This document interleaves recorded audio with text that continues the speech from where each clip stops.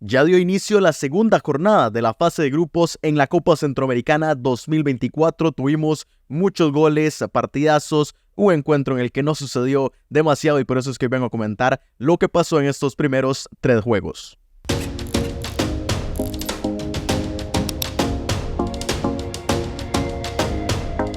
Bueno, y la polémica por supuesto que también estuvo presente en el primer partido de la jornada entre Managua y Saprissa, lo voy a comentar, pero hoy voy a ir en orden de los grupos, es decir, primero vamos con el partido del grupo A y así vamos avanzando hasta llegar a ese Managua-Saprissa, que yo creo que fue el tema central del día de hoy en esta Copa Centroamericana. 3 partidos, uno de cada uno de los grupos. El grupo B fue el que no tuvo acción el día de hoy, la tendrá mañana y por supuesto todavía tendremos más partidos de Copa Centroamericana mañana miércoles y también el jueves para ya cerrar esta segunda fecha. Pero comencemos con el partido que se disputó a mediodía cuando Motagua venció 3-2 a San Francisco, esto por el grupo A, allá en el Estadio Nacional Chelato Uclés de Tegucigalpa, un partido muy movido que tuvo muchísima acción y que comenzó muy temprano porque al minuto 3 ya San Francisco se ponía en ventaja y es que al conjunto panameño le gustó golpear temprano porque lo hizo en las dos partes, lo hizo al minuto 3 iniciando el partido y al minuto 48 de la segunda parte, es decir, también a los 3 minutos, pero el complemento fue cuando igualó 2-2 porque ya en ese momento Motagua le había podido dar vuelta al partido con goles de Agustín Ausmendi al 16 y de Raúl Santos al 37 y tuvo que llegar el mismo Ausmendi al minuto 89 cuando ya parecía que se iba el encuentro con un 2-2 fue que Motagua consiguió darle nuevamente la vuelta al partido y llevarse los 3 puntos para reivindicar un poco la derrota que tuvieron frente a Diriangén en la primera fecha en un partido que, como les decía, fue más un dominio del Ciclón Azul, pero con un San Francisco que se dedicó a los contragolpes, a llegar con 2 o 3 pases muy rápido, hacerle daño a un conjunto hondureño que en defensa tampoco se vio especialmente bien, pero que fue poco lo que ofreció realmente San Francisco en ofensiva y aún así esas pocas ocasiones terminaron 2 en gol para haber podido sacar un punto, aunque Motagua termina dándole la vuelta porque fue quien dominó el partido, pero sí le costó mucho en ataque y tuvo que llegar pues este pequeño milagro para que le pudieran dar la vuelta. No estoy diciendo que no fuera con mérito porque Motagua yo creo que lo mereció más, no sé si para la victoria, pero para al menos el empate me parecía bastante justo, pero al final esto no va de justicia, va de quien haga los goles y Motagua que lo terminó ganando y yo creo que hoy es una de esas noches para creérsela, para que Motagua entienda que más allá de si las cosas se están dando o no en la cancha, se tienen que sacar los resultados y eso es lo que hace el día de hoy el cuadro hondureño que muy bien consigue así entonces los 3 puntos. Vamos a repasar cómo queda la tabla de este grupo A, por supuesto con una segunda fecha incompleta porque todavía falta ese Diriangén Herediano, pero de momento están precisamente esos dos equipos compartiendo el primer lugar, segundo lugar, el Cacique arriba del Club Sport Herediano y aparece Motagua que tras 2 jornadas disputadas suma sus primeros 3 puntos, eso sí tiene 0 de gol diferencia y por eso se coloca en el tercer lugar. San Francisco que debuta y de una vez ya se va para abajo por su derrota y en el fondo está Tauro. Los dos conjuntos panameños de momento por supuesto en el fondo de la tabla y les recuerdo que Tauro no va a jugar en esta fecha porque es quien descansa en esta jornada 2. Aparte de ese partido pendiente en esta misma semana de Diriangén frente al Herediano, que al final del video voy a repasar los partidos que faltan esta semana, sí quiero hablar de los encuentros que se vienen próximamente tanto para Motagua como para San Francisco y es que Motagua jugará frente a Tauro, frente al otro conjunto panameño de su grupo el próximo martes 13 de agosto ahí mismo en el Chelato Uclés. Ya los 2 partidos de Motagua serán frente a San Francisco y frente a Tauro en casa y ya no volverá, tendrá que disputar todavía un partido más en condición de visitante, pero 6 de la tarde el próximo martes, mientras que San Francisco tendrá que jugar frente al Cacique Diriangén el jueves 15 de agosto cuando en el estadio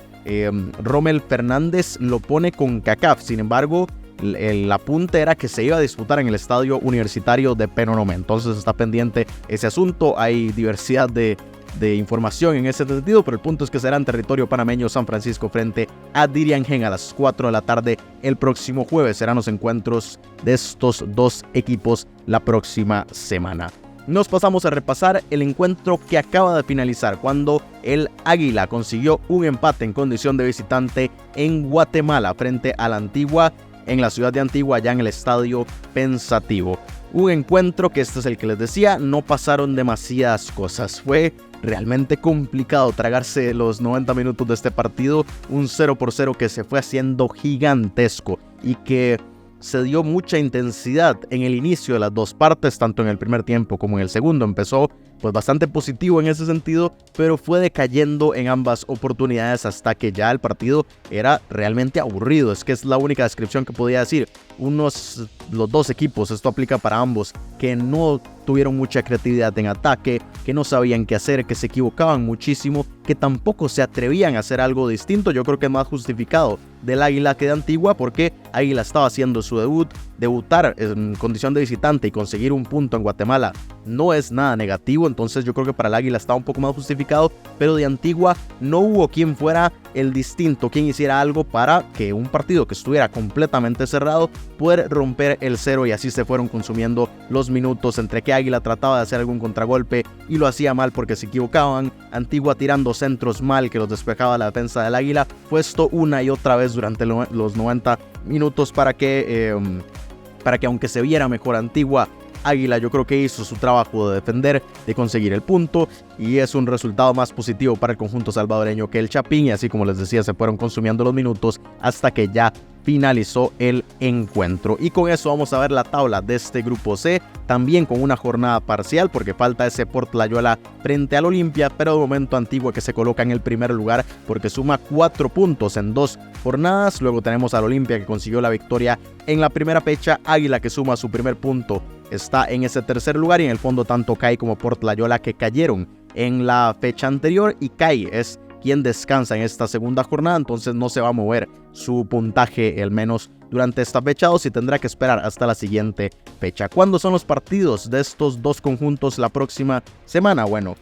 Antigua que jugará el martes a las 4 de la tarde frente al CAI, ahí mismo en el Estadio Pensativo, repetirá jugando en casa, ya cerrará sus 2 partidos en casa de esta fase de grupos, mientras que el Águila tendrá que jugar el miércoles también a las 4 de la tarde, pero frente al Port Layuela de Belice en el Estadio Las Delicias, allá en el área metropolitana, digamos, de San Salvador, en Santa Tecla, si no me equivoco, es cuando el Águila jugará su primer partido en casa de esta fase de grupos de la Copa Centroamericana. Y ahora sí, nos pasamos a hablar del encuentro polémico, el que se disputó a primera hora del día cuando Managua cayó en casa 2-3 frente al Saprissa. Un encuentro que tuvo de todo, tuvo volteretas, tuvo remontadas, tuvo polémica,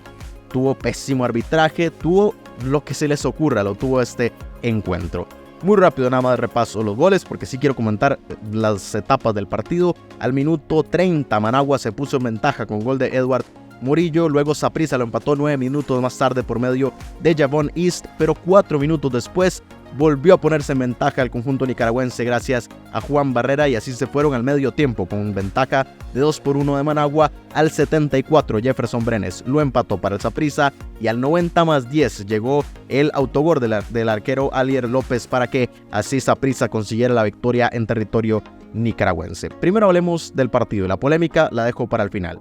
El encuentro realmente fue de un Managua que se atrevió mucho, pero solamente en la primera parte. Fue un encuentro en el que supo hacerle daño a Saprissa cuando encontró los espacios, pero sí con poco nivel ofensivo, nivel de cantidad, digamos, de ocasiones ofensivas que creó Managua, pero con eso fue suficiente para que llegara 2 o 3 veces. Y en esas ocasiones pudiera anotar 2 goles. Una defensa de Saprissa que se vio muy endeble. Hoy es cierto que el conjunto morado llegaba con 7 bajas, muchas lesiones, que esto le ha estado sucediendo muchísimo, y la profundidad de plantilla del conjunto morado parece no alcanzarle para competir en este sentido, por más que saque la victoria, pero se vio muy deficiente. Es un Saprissa que juega sin ideas, sin entender o sin apoyo, digamos, desde su dirección técnica, que es yo creo que la falencia más grande que tiene el conjunto costarricense, y Saprissa no se veía cómo responder. Es más, a lo que suceda, esto lo he comentado, por cierto, con muchas selecciones menores de Costa Rica, por ejemplo, o con la propia selección mayor de Costa Rica de hace unos años, que juegan a nada, a ver qué individualmente pueden hacer sus futbolistas para solucionar los partidos, pero no hay una táctica, no hay nada desde el banquillo que pueda parecer un trabajo para darle vuelta a este tipo de situaciones cuando se pone complicado el partido. Y entonces Saprissa empezó a remar ahí el gol de Javon East, que incluso es luego de una serie de rebotes que termina cayendo. El de Jefferson Brenes, el 2x2, es una jugada a balón parado, un tiro libre, un golazo de Jefferson Brenes, pero más allá de eso tampoco es tanto el mérito del conjunto morado, que sí dominó ya en el segundo tiempo. Lo de Managua fue defenderse y echarse completamente atrás. Lo que hicieron en ataque fue muy poco, aunque en esas ocasiones sí puso a sudar a la defensa sapricista, por lo mismo que hablábamos antes, pero esa prisa fue de pocas ideas, de las que tuvo se las desperdiciaron increíblemente, y esta es una repetición de lo que estuvimos viendo en el Saprissa de la Copa Centroamericana anterior y de lo que se ha visto también en el torneo nacional. Y sí quiero hablar, por ejemplo, de lo del tiempo agregado. Para mí estuvo bien. Managua empezó a hacer tiempo de una forma ridícula, y aquí quiero que lo entiendan porque dos cosas pueden ser ciertas al mismo tiempo. Saprissa, yo no sé si merecía la victoria, jugó un partido muy malo, y Managua con lo que tenía hizo el mejor partido que podía hacer, y todo esto es cierto. Y también es cierto que Managua perdió muchísimo tiempo. Los últimos 20 minutos del partido, antes del minuto 90, fue descarada la forma en la que a veces eran 3 futbolistas de Managua los que terminaban haciendo tiempo. Y más allá de hablar de Saprissa o de Managua, es que esto no puede suceder en un torneo serio, y por eso he estado comentando con algunos colegas y también lo comenté en Twitter, que se tiene que aplicar ya a nivel mundial la regla de la MLS, que si hay un futbolista que pasa más de 15 segundos en el suelo y lo tienen que atender, luego tiene que salir al menos 2 minutos y estar fuera de competición, porque si no, suceden estas cosas. Hubo momentos, como les decía, que 3 futbolistas de Managua estuvieron al mismo tiempo, a veces era consecutivo, una jugada entraba el cuerpo médico a revisarlo y en la siguiente otra vez. Entonces yo creo que los 7 minutos hasta se pudieron haber quedado cortos, e incluso dentro de los 7 minutos se jugó si acaso 1, porque sucedió esto también una y otra vez. Entonces pues para mí lo del tiempo añadido, ahí no hay polémica. La polémica por supuesto llega en el gol, porque yo tengo muchas dudas. Hay una fotografía que la voy a poner por acá, que quiero también dar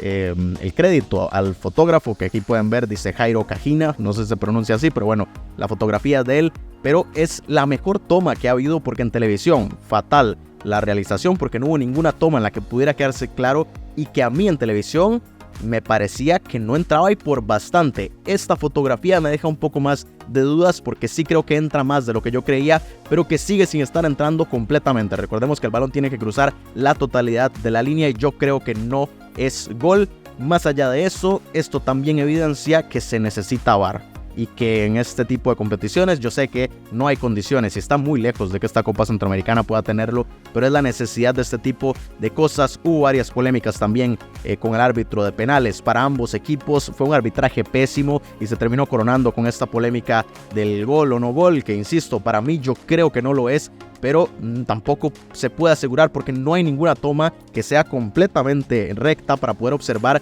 si el balón entra o no, más allá de una duda razonable para uno o para otro lado. Pero al final está esta polémica en la que Saprissa, yo no sé si merecía la victoria, al final la termina sacando, de la forma en la que lo hace, muy empañado, con un Managua que estaba consiguiendo un buen resultado. Es la primera vez que estos dos equipos se enfrentan en la historia, y que Managua lo hace de una forma muy buena y ratificando el nivel que ha subido del fútbol nicaragüense, pero se le tiene que exigir a equipos tan grandes como Saprissa mejores presentaciones, y que el día de hoy fue realmente decepcionante y apenas salvan la victoria para conseguir los 3 puntos. Precisamente vemos la tabla de este grupo D con Saprissa a la cabeza, paso perfecto para el conjunto morado, que había vencido 5-0 a Guanacasteca en la fecha número 1. Managua, que de momento se queda en el segundo lugar por su victoria sorpresiva en la jornada 1 frente al Municipal. Real Estelí, que debutará esta misma semana ya en la Copa Centroamericana, y Municipal y Guanacasteca, que sufrieron las derrotas. En el fondo, precisamente es Guanacasteca el que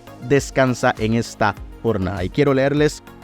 la próxima jornada de estos equipos también, tanto de Managua como de Saprissa, y el conjunto morado que descansa. En la fecha 3 será cuando Saprissa no participe, así que será hasta la jornada 4 cuando regrese el conjunto morado, pero Managua, que jugará frente a su rival de país, Real Estelí, frente a Managua en el Estadio Independencia de Estelí el próximo miércoles 14 de agosto a las 6 de la tarde será cuando regrese a la acción el cuadro pinolero, ahí mismo en territorio nicaragüense. Y así estuvo el tema, con mucha polémica, con muchos goles en 2 de los partidos, porque tuvimos